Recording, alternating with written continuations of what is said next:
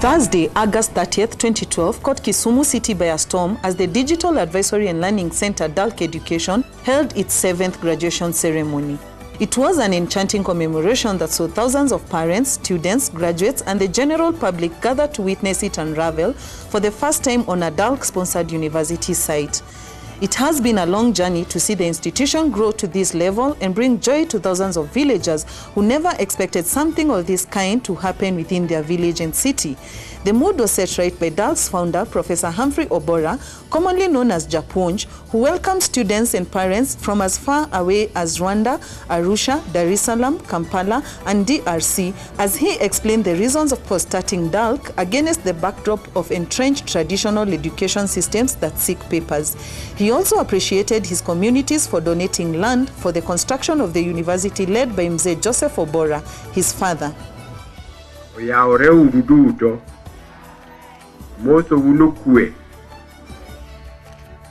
as the community, we are very pleased that the reason we have come here to bear witness for what is going on.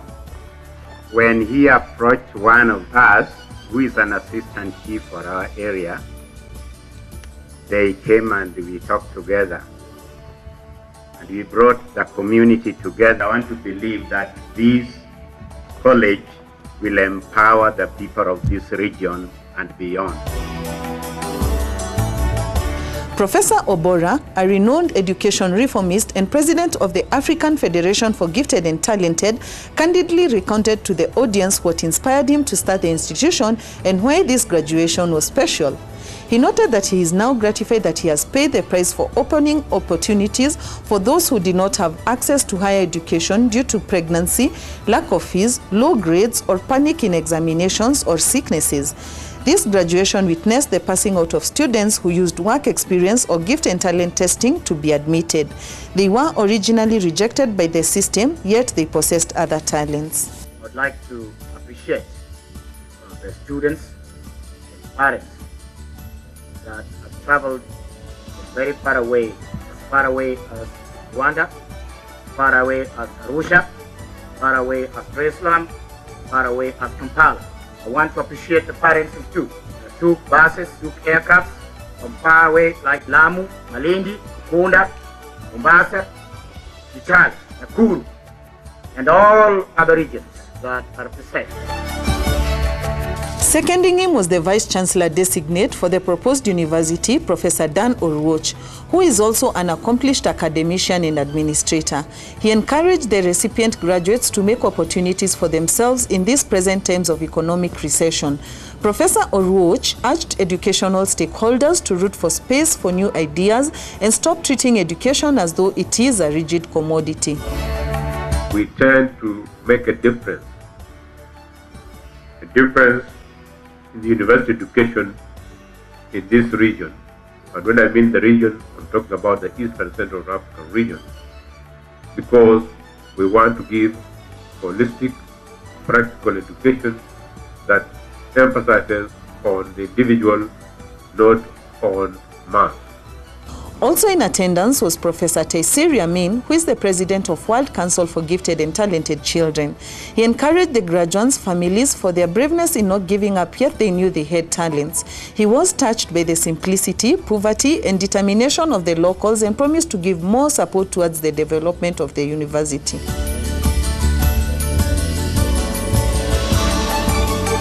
The African Federation, we are willing to support, to sponsor, and to give help in order to have a very strong African Federation for the gifted and talented.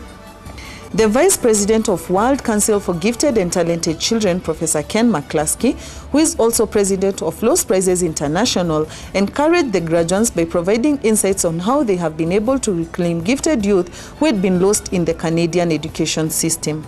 The Lost Prizes program is more or less a gifted education, but it's expanding the search in giftedness to include young people who have been marginalized or disadvantaged, the relationship-resistant, behaviorally difficult young people who may have been alienated and turned off and involved in criminal activity or drugs or whatever. And there are programs to deal with those kids, to help them learn how to disengage from the conflict cycle, and to help the people who work with them learn the same thing. As DALC Head of Administration read out the academic report, Janet Aurora gave an inspiring speech on the need for students to undertake soft skills program which works on the emotional quotient rather than mere academic achievement. In the academic year 2011-2012, 498 candidates enrolled into this level. Of these, 312 successfully completed their course and will be graduating today. Candidates who complete this course at the level submitted a total of 2,276 projects. When we talk about soft skills, we mean the combination of personal attributes which relates to intrapersonal and interpersonal skills. They relate to personal emotion quotient and emotional intelligence. Why is soft skill important? They help us to manage ourselves, interact, relate with other people at work and home, avoid drug abuse, prevent sexual encounters among youth, that's STI, and then help one to join, not to join gangs. It's not a matter of how much gifted or under-endowed you are. We all need soft skills. But it was Carrie McCluskey who actually made the large number of graduates and parents almost weep when she recounted her own ordeals being pregnant at only age 15 and not giving up and finally making it to master's degree. What has brought you graduates here today has been a lot of determination and a lot of hard work. And for many of you, quite possibly, courage to keep going when times get tough to finish your program. I myself did not have a smooth experience through school. At 15, I dropped out and left my father's home, a place I've never been invited back to. Shortly after that, I found myself expecting my first child. At this point, I had no family, I had no education, and although I worked many jobs, I often had no food and found it difficult to keep a roof. At a time when very few people believed I would amount to anything, I became a part of a new family that both encouraged and challenged me to do something more. It's with those supports that I stand before you today, a strong, independent, and educated woman with a career without limits and growth that continues forward even today. What you have achieved here is the opening of many, many doors and a bright future for the years ahead.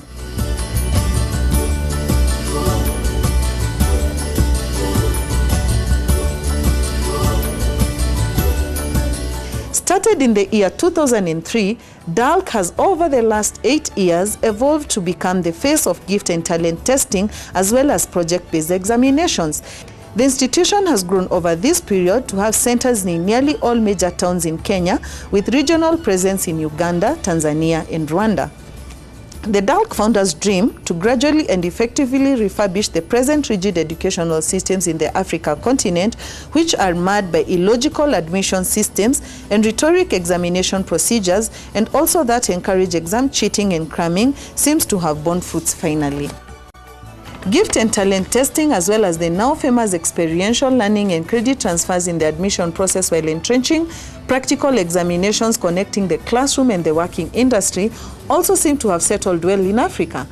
This has become the hallmark of the DALC education system, which is summed up in the DALC slogan thus: a certificate is just paper, its content is the value. This graduation ceremony also witnessed a significant change in the direction and future of DALC. DALC education has aggressively rebranded and introduced new partnerships towards independence and is geared to providing a fresh dimension in education. Old curriculum and examiners have been either removed or refurbished and recognized by government legal bodies. This graduation left many who had traveled from far and near with lots of nice and funny comments. Just to sample a few. I've been able to make it. I'll encourage some of those people who are still serving. I would like to encourage them to enroll themselves in this kind of program. The programs I have undertaken has enabled me to become a manager, not only in Kenya, but also in overseas countries. I wanted to do automotive engineering because I love cars. I like to deal with cars, but I wasn't quite able to pay the school fees that the universities were requiring. I'm currently a student of DALC in Kericho County. I did standard computing and now I'm currently doing advanced computing.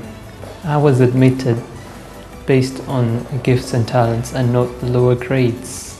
Their mode of examinations is more project-based, which equips the students with more knowledge to apply in the real world. Since my grades were very low, I had to come to the college and inquire whether they can admit me. Since I've been tamarking and looking for a college to admit me, the public universities could not admit me. So when I came to DALC, Kericho campus, they admitted me. It was very difficult for me to afford to pay school fees in the public universities. But when I came here, it was affordable for me. And when I did the exam, I did very well. And when the result came out, I applied a job with SGS, where I was interviewed and I did very well. And I'm currently working there. Before I joined DALC Education, I had to tarmac first before getting a public university to do my course. Due to the high grades that these public institutions use, I was not able to get a university to join. As I came to the institution, I gave out my papers and they did an assessment through gift and talent testing, whereby they were able to enroll me, and I'm very proud. After completing the course, I was able to apply for a job in Faulu, Kenya, and I was called for an interview whereby I managed to get the position and I've been working there.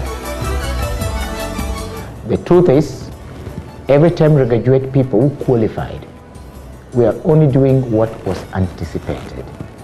What needs to be known is that in success, it is not in how easy it was, it is in how difficult it was. Such is the case for girls who became pregnant and had to do exams from their maternity wards. Such is the case for those who never got the cut-off points, had to struggle to become sweepers, clerks, supervisors, and rising through the ranks of talent, which is God-given, to become branch managers of banks, and coming back through to get to education and being told you didn't qualify. That we were able to take people through their work experience and allow them into the programs and finally graduate. That we were able to go to the villages and take girls that were already having children, they were mothers, and put them back to education and finally graduate. That we were able to go and get people who are suffering from different types of ailments and being able to graduate again. That we were able to get boys from the streets, girls from the streets, put them through an academic process and be able to graduate today. I think those are very memorable moments, and I think those are good things to say during our graduation, and that is what we think DALC stands for. We want to be recognized as an institution that is dealing with a group of people that are not catered for in the normal education system. The people that do not fit in our known policies, the people that do not fit in our known framework of education. Those people are also citizens. They deserve a place, and that's where DALC comes in. Want to know more? You can contact us at the African Federation for Gifted and Talented.